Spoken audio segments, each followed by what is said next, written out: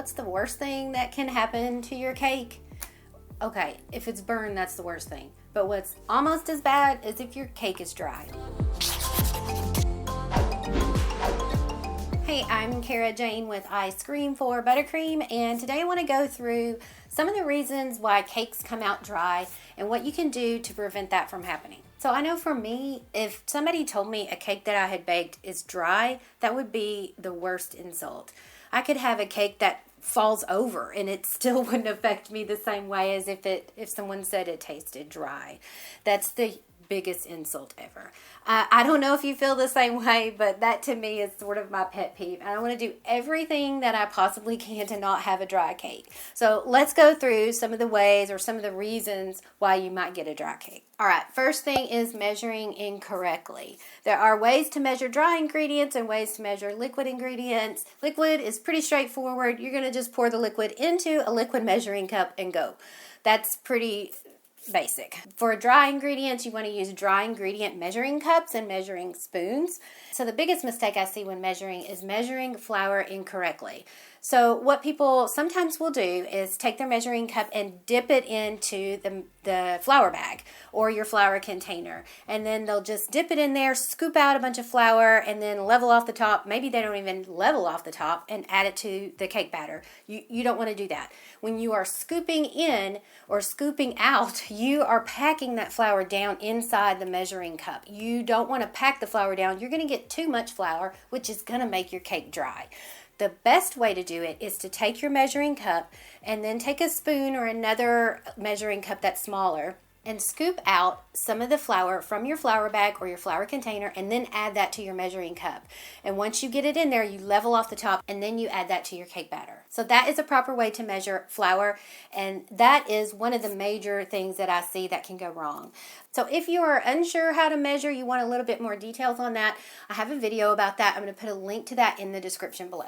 All right, the next thing is that maybe you don't have enough liquids in the recipe. Now, what you don't want to do is just automatically add more liquids, because baking cakes is, you bake cakes with ratios. So you don't want to throw off those ratios because it can really mess up with the texture, or it can really mess with the texture of your cakes. So you could get a rubbery cake if you have too much liquid or if you've mixed it too long, things like that. You don't want to just go adding anymore. You want to make sure, did I measure correctly? And if you do the recipe again and it's still the same, it's possible that it is the recipe. So just make sure you're measuring correctly and that you're not omitting any of the liquid ingredients that the recipe calls for because you maybe don't have that. And just a quick word about substitutions. You want to be real careful about that because not everything substitutes well for something else. So little things are okay. So if you wanted to sub sour cream for yogurt or vice versa, that'd probably be fine. But you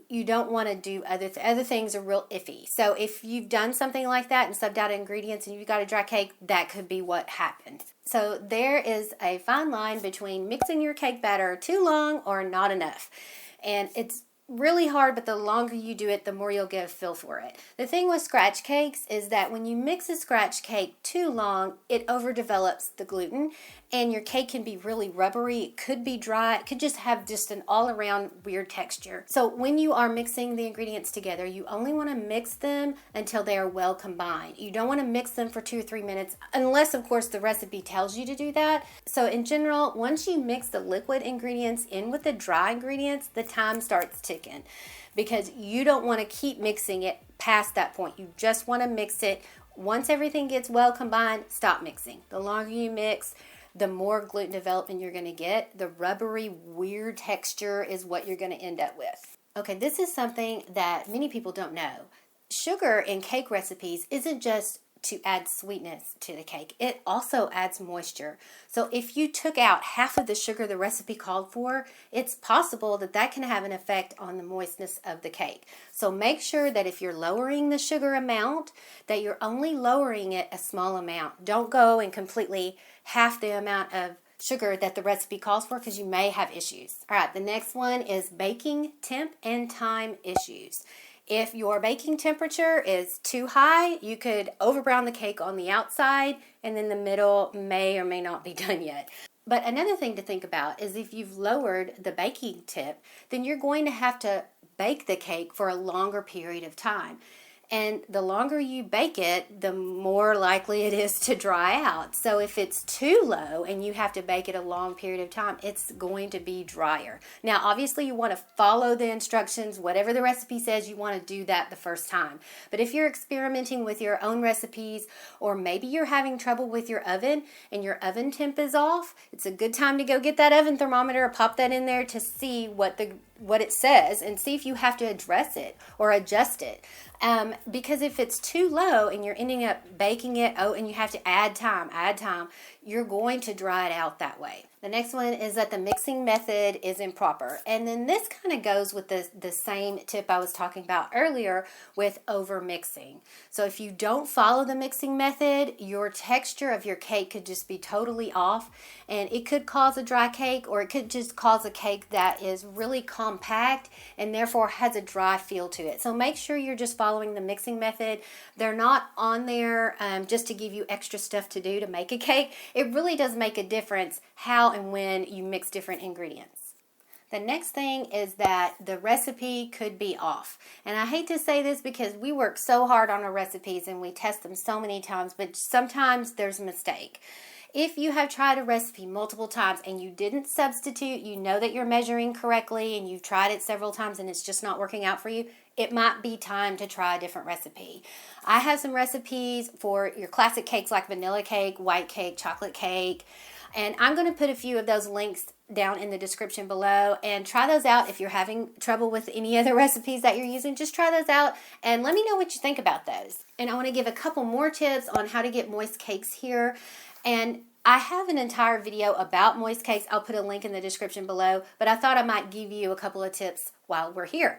The first tip is to use cake recipes that include yogurt or maybe sour cream. I love using sour cream. I think it really gives a good texture to the cake. It adds a lot of moistness, and you'll see in a lot of my recipes I include sour cream. Now, that doesn't mean you want to go and add sour cream to a recipe that you already have. Like I said, you don't want to add extra ingredients because that might throw the ratios off. It's okay to sub out certain things, but it does take a little bit of experimenting and practicing so that it doesn't mess with the texture of your cake. I've also found that recipes that use whole eggs are really moist as well. So if you've got a recipe that only uses egg whites, those tend to be a little bit drier than if they were to use whole eggs. It's not always the case. So for example, I have a white cake that uses only egg whites, but I also help out the moist factor by adding in a little bit of vegetable oil and a little bit of shortening. And so that does help with it. So that's not always the case, but if you're having an issue with a dry cake and you notice that it's only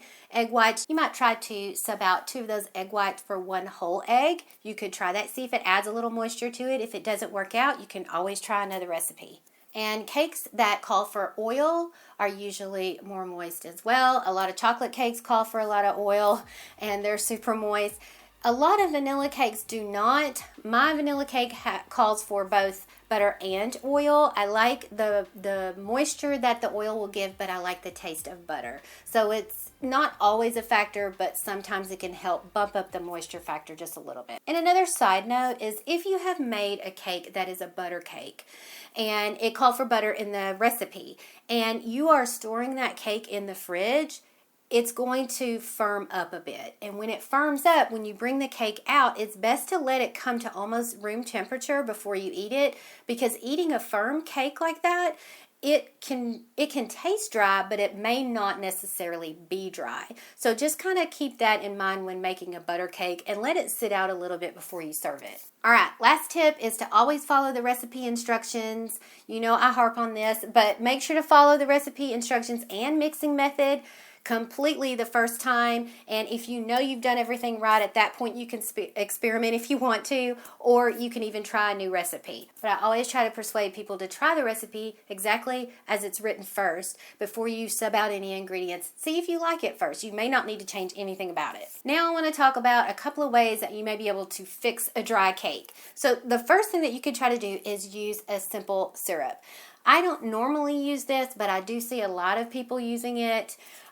Yolanda uses it quite a bit on how to cake it, and she will just make, and she has a recipe on her website as well on the simple syrup, and she just mixes it up and uses a squirt bottle, and she soaks each layer of cake, and that can add some added moisture if you need that. If you know that nothing is going to work and you don't want to use the simple syrup method, you can also chop up your cake into little squares or cubes, make it into a trifle. So I like to do this whenever I've had sort of a cake mishap where it just doesn't look as good, but it still tastes good.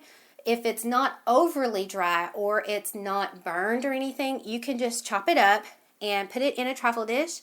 A couple of cubes on the bottom. You can add some cream cheese and Cool Whip mixture, then some strawberries or berries, or even some chocolate pudding if it's a chocolate cake, and then add some Cool Whip on that as well with some chocolate shavings or something. Use your imagination, because there are a lot of things that you can do with it without having to throw it away. The other thing you can do with it is you can crumble it all up, add a couple of tablespoons of buttercream, mix it all together really well, and you can make cake balls out of it or cake pops. Then once you have rolled them, put them in the fridge to firm up, and then you can dip them in melted chocolate, and they are fantastic. All right, I hope that was helpful for you and you got some tips that maybe you didn't know about before. If you have any tips of your own, let me know in the comments. And if you have any questions, let me know as well, and I'll be happy to help. All right, I'll see you next time.